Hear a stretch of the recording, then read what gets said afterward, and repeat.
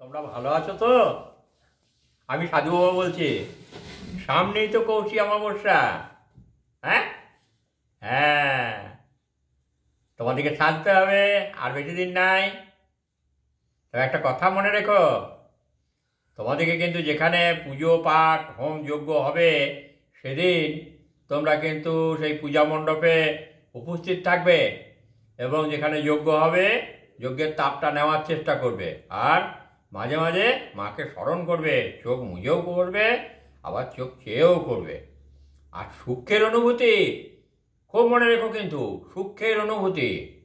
কাজেই তোমাদিকে খুব ধীর স্থির চঞ্চলতা দূর করে শুধু মায়ের কথা চিন্তা করবে। মায়ের দেহকোষ থেকে শক্তি বেরিয়ে আসবে, সেই শক্তি তোমাদের মধ্যে ঢুকে যাবে। হ্যাঁ, তারপর তোমাদের শক্তি বাড়বে, জ্ঞানের আলো বাড়বে, শরীর পুষ্টি হবে, দেহ মন পবিত্র হবে।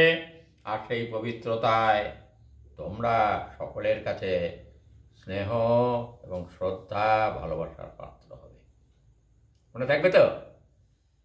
আচ্ছা বেশ, একবার দেখো দেখি, চেষ্টা করে পারো কিনা। একবার এরকম বসো, কেমন?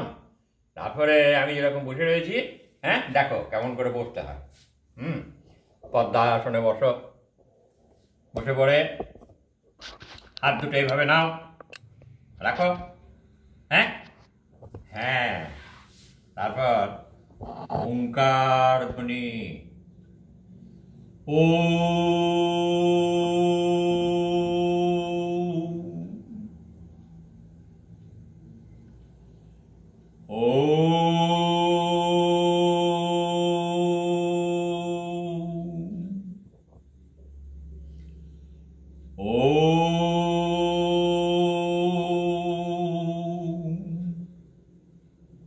করে দেখো তো শিহরণ আসছে কিনা।